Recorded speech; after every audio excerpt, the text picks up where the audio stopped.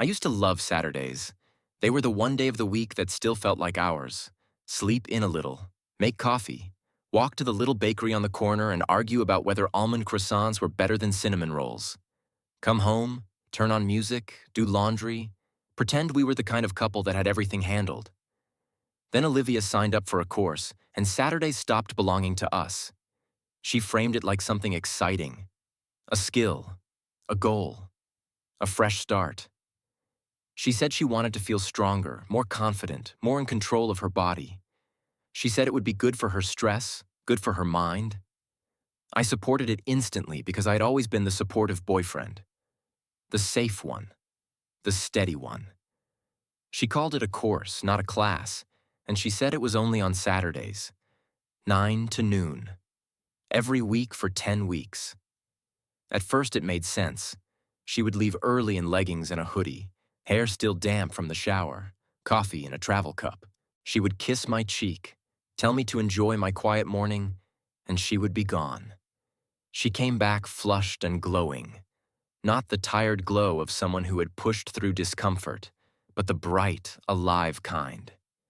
She would talk fast about drills, about technique, about how sore she was going to be. She laughed more on those afternoons.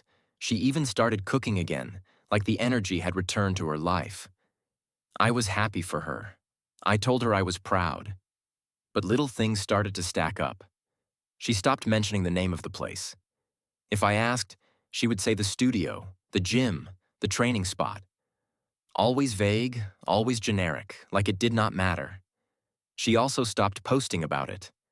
Olivia posted everything: her morning coffee, her nails, the sunset from our balcony. When she got into the course, I expected her to show it off. A new chapter, a glow-up. That is who she had always been. Instead, Saturdays became oddly quiet online. No story posts, no selfies, no sweaty mirror pictures, nothing. When I teased her about it one day, she shrugged and said the place had a no-phones policy. That sounded reasonable. It also sounded familiar, because I had heard that exact excuse before from other people who wanted their alibis to feel official. I told myself to stop being cynical. Olivia had never given me a reason to doubt her. Then I realized she had started locking her phone at night. Not in the normal way, not just a passcode. She turned on the setting where the screen stayed dark and notifications did not show previews. Her phone would buzz, and I would see nothing but the name of an app. No message. No sender. I asked her about it casually, like I was asking about any new setting. She said she was tired of distractions and wanted to be more present. It sounded like something you read on a wellness blog, and I wanted to believe she meant it. Another week passed. Then another. By week 5, Saturdays had a rhythm. She left at 8:30. She came back after 1, sometimes closer to 2. She always had an explanation. The instructor ran long. The group stayed after. They did a cool down and a discussion. Someone had questions. She would say it with a straight face and then change the subject. She would ask me what I did while she was gone. She would smile like the answer mattered. I started feeling like my answers were being recorded, like she wanted to know how easy it would be to disappear. That thought made me feel ashamed, like I was turning into a paranoid guy, the kind of guy Olivia would have rolled her eyes at, the kind of guy she would call insecure. So I did what I always did. I swallowed it, until the night I heard a name. We were at a friend's birthday dinner, sitting at a long table with loud conversation and clinking glasses. Olivia was laughing at something across the table, and her phone buzzed beside her plate. She flipped it over automatically, but not before the screen lit up. A single word caught my eye. Ethan. The message preview was hidden, but the name was not. Ethan was her ex. Not a distant ex from high school, not a harmless one from some short fling.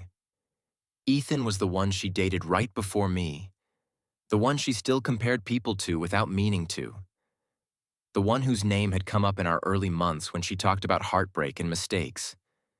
She had told me they ended badly, that he was immature, that he wasted her time. that she would never go back. I remember the way she said his name back then, like it tasted bitter. Now his name lit up her phone like a spark. I felt my stomach tighten, but I kept my face calm. I did not want to be the guy who ruins a dinner over a name on a screen. When we got home, I asked about it in the most casual tone I could manage. She blinked at me like she had forgotten who she was pretending to be. Then she said Ethan had sent a random message, just checking in. She said she did not respond. I asked why he was texting her. She said she did not know. People do that sometimes. Then she kissed me and went to brush her teeth. She did not know. It was the oldest lie in the world. The next morning was Saturday. She woke up early, showered, and moved around the apartment with a quiet efficiency like she was trying not to wake me. But she always woke me. Her routine made too much noise. The zipper on her gym bag, the clink of keys, the cabinet door closing. I watched her from the bed. She did not look at me as much as usual. Her eyes kept flicking toward her phone. She leaned over and kissed my forehead and told me she would be back around noon. Then she left. As soon as the door closed, I sat up and stared at the wall. I told myself I would not do anything stupid. I told myself I would trust my girlfriend. Then I thought about Ethan's name on her phone. I thought about the silence online every Saturday. I thought about the way she came home glowing, like she had been laughed into happiness. And I heard my own thoughts say something I'd been avoiding for weeks. If it is innocent, you will see innocence. I waited 20 minutes, just long enough that she would be out of our neighborhood, and then I grabbed my keys and left. I did not have an address. I did not have a plan. All I had was one tiny clue I had never paid attention to until that moment. A small keychain on her gym bag, a rubber tag with a logo, black and white. A simple circle with a letter inside. She had picked it up a few weeks ago and she had said it was from the studio, like it was a fun little thing. That logo sat in my head like a puzzle piece. I drove downtown and parked and started walking. I felt ridiculous, like I was in a bad movie. But I also felt sharper than I had in weeks. I found it on the 3rd street I checked. A narrow building between a smoothie shop and a small chiropractic office. The window was tinted, but the logo was on the door. The same circle. The same letter. And inside, through the glass, I could see movement. People training. I sat in my car across the street and told myself I would just confirm she was there and then go home and apologize to my conscience for doubting her. I waited. 10 minutes passed, then 15. People came and went, a guy in a hoodie, a woman with a ponytail, 2 teenagers carrying gloves. Olivia never appeared. I checked my phone and saw the time. 9:20. Her course started at 9. My hands started sweating on the steering wheel. Maybe she parked around the corner. Maybe she entered through the back. Maybe she was already inside, and I just did not see her. I got out of the car and walked closer. The door opened and a man stepped out, wiping his forehead with a towel. He looked around, then glanced down the street like he was waiting for someone. Then he smiled, because someone was walking toward him. Olivia. She looked different outside that building. Not because of her clothes, but because of her expression. She walked with purpose, relaxed, like she belonged there. Her shoulders were loose. Her jaw was not tight the way it had been lately at home. The man stepped toward her and they hugged. It was not a quick, polite hug. It was not a weird, forced hug. It was familiar, easy, like it had happened 100 times. My brain tried to label him as a trainer, an instructor, someone professional. Then he turned slightly, and the light hit his face. And I recognized him immediately. Ethan. He laughed at something she said. She touched his arm as they walked inside together. I stood on the sidewalk feeling like my blood had turned into ice water. This was her course. This was her Saturday routine. This was where her glow came from. Not from empowerment or self-improvement, from being near him again. I could have walked in right then. I could have thrown open the door and demanded answers. But I did not move. Part of me still wanted to believe there was a reasonable explanation. A coincidence. A bad misunderstanding. Something that would let my life stay intact. So I did the one thing that hurt the most.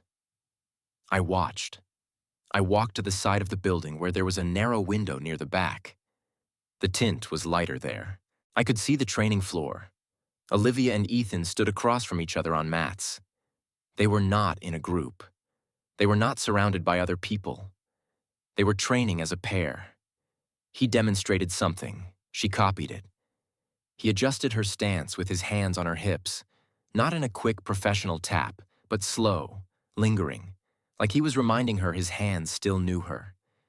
She smiled, the smile she used to give me when we were alone. Then they started drills. Step, pivot, balance, contact. Whatever it was, it looked like a mix of fitness and technique, the kind of thing people do when they want an excuse to touch without calling it touching. They moved close. They laughed when they messed up. At one point, Olivia stumbled and he caught her, and she stayed in his arms for a second longer than necessary. I felt something crack in my chest, quiet but final. It was not just that she was there with him. It was that she had built a whole Saturday life that did not include me, and she had hidden it behind the word course like it was a shield. An hour passed. I could have driven away. I could have spared myself the rest. But my body stayed pinned to that spot, as if leaving without seeing the full truth would leave room for denial.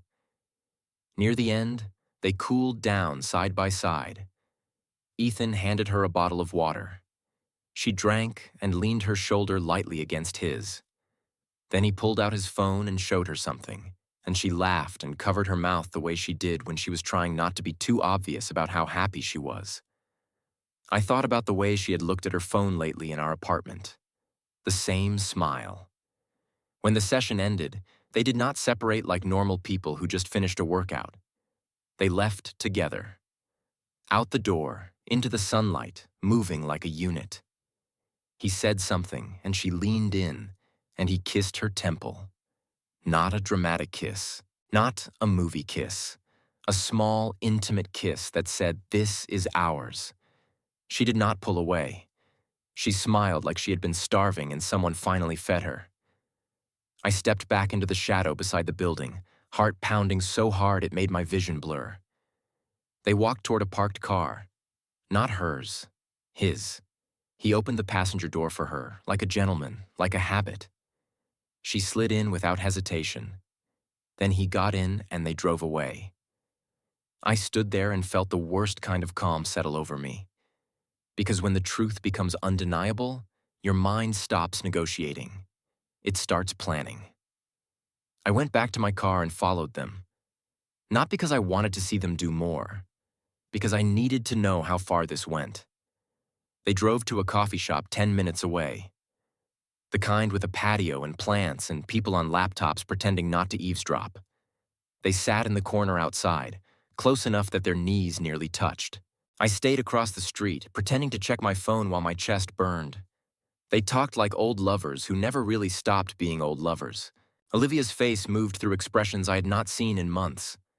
Softness, admiration, playfulness. At one point, Ethan reached across the table and took her hand. She let him. She squeezed back. There was no surprise, no hesitation, just comfort. They stayed there for nearly an hour. Then they stood, and he pulled her into a hug. She rested her head against him like it belonged there. Then they kissed. Not a long, dramatic kiss. A short, practiced one. The kind of kiss that is not a first kiss. The kind that says we do this all the time. I looked away because I thought if I kept watching, something inside me would break in a way it could not be repaired. When they separated, Olivia laughed, tucked hair behind her ear, and said something I could not hear. Ethan smiled and nodded like he had already won. They walked to their cars. She got into hers and drove away. He watched her leave, smiling, then got into his. I sat in my car and realized my hands were shaking. I drove home on autopilot and got there before Olivia. I stood in our kitchen and stared at the save the dates on the counter, the stack of envelopes we had not finished addressing yet. My name and her name printed together like they were a fact. It felt like a joke. Olivia came home around 1:30, later than usual. She walked in bright and cheerful, cheeks flushed, hair slightly messy. She smelled like that expensive perfume again, the one she said was a sample. She kissed me, quick, like she wanted to mark herself as loyal. Then she started talking about her course, about how hard it was, about how good she felt, about how she was making progress. I listened and nodded like I did not already know every detail she was leaving out. Finally, when she paused to drink water, I asked a single question. Was Ethan there today? Her whole body froze. For half a second, her eyes went wide and honest, and then the mask slid back on. She said no. She said she had not seen Ethan in forever. She said she did not even know what I was talking about. I looked at her and felt a strange quietness. I told her I went to the studio. Her face drained of color. She opened her mouth and closed it again. Then anger rose up, sharp and defensive, like a flare. She asked why I would do that. She asked if I was following her. She asked if I did not trust her. I told her I trusted her until she gave me reasons not to. She said she was allowed to have her own life. She said she was allowed to do things for herself. I told her having your own life does not mean lying. Then she did something that told me everything. She pivoted. She stopped denying he was there and started minimizing what it meant. She said Ethan sometimes trained there. She said it was a popular place. She said it was not like she chose it because of him. I asked why she never mentioned it. She said because she knew I would react like this. I asked why she was training as a pair with him, not in a group. She said the instructor matched people based on skill. I asked why they went for coffee after. She blinked. I could see her mind racing, trying to figure out what I knew and how much she could admit without collapsing the whole story. She asked how I would know that. I told her I followed them. The word followed made her eyes flare. She said I was controlling. She said I was stalking her. She said I was acting crazy. I listened to her turn the blame like a knife, and a part of me almost believed her for a second. Then I remembered the kiss on the patio. I remembered the hand-holding. I remembered the temple kiss outside the studio. I asked her one simple thing. Were you kissing him? She stared at me. Her mouth opened slightly. No sound came out. Then tears welled up, not the sad kind, the cornered kind. She said it was not what it looked like. That sentence is the universal anthem of people who have been caught. I asked how long. She said they were just friends at first. She said he reached out when he saw she got engaged. He said he was happy for her. He said he just wanted to talk. She said she thought it was harmless. Then she said one thing that made me feel like I was going to throw up. She said Ethan wanted closure. Closure. As if my relationship was a book he needed to finish reading. She said the course was a coincidence. Then it became convenient. Then it became a habit. Then it became something she looked forward to. I asked if she slept with him. She swore no. I did not know if she was telling the truth. I did not know if I could trust any word coming out of her mouth. I asked why she kept going. She cried harder and said it was complicated. She said seeing him brought back feelings. She said she thought she was over him, but then she was not sure. She said she loved me, but Ethan felt familiar. Familiar. The word that turns years of devotion into a placeholder. I asked if she still wanted to marry me. She hesitated. She did not say no. She did not say yes.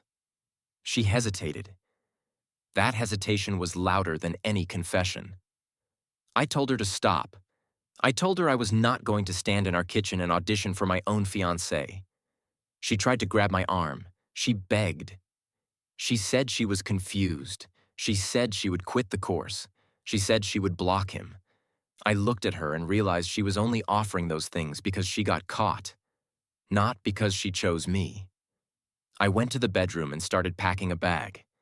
She followed me, crying, trying to talk, trying to negotiate, trying to promise. She said I was throwing away everything over one mistake. One mistake. As if it was not 5 Saturdays in a row. As if it was not a whole separate life. As if it was not her lying straight into my face with a smile. I packed what I needed and walked out. She stood in the doorway, shaking, and told me I was being dramatic. I did not answer. I drove to my brother's place and slept on his couch that night, staring at the ceiling like it might explain how you can love someone and still not know them. The next morning, I called the venue and asked about our deposit. I called the caterer. I called the photographer. It felt like cutting threads one by one. Olivia flooded my phone with messages, long paragraphs, voice notes, missed calls. She sent photos of us, trips, holidays, little moments, like proof that love existed meant betrayal could not. Then she sent one message that finally ended whatever soft spot was left in me. She said Ethan did not mean anything. She said the course was just training. She said they were just friends. Then she asked if I could stop telling people. Because she did not want to look bad. That was when I understood. Even now, even after everything, her priority was her image. Not my pain, not our future. Her image. I told our families the wedding was off. I kept it simple. I said we were no longer together. My mom cried. Her mom called and asked if it was a fight. Her sister texted me angry questions. I did not expose every detail to everyone. I did not want a public spectacle. I just wanted out. Olivia showed up at my brother's place 2 days later. She sat on the porch and cried and told me she made a mistake. She told me she loved me. She told me she did not know why she did it. She told me she felt lost and Ethan made her feel seen. She said she never meant for it to go that far. I asked her what far meant. She could not answer. Because far is not one line. It is 100 small steps. It is hiding notifications. It is lying about where you are. It is touching someone's arm in a way you do not touch friends. It is letting someone kiss your temple and smiling like it is home. I told her I was done. She asked if we could at least take a break, not end it.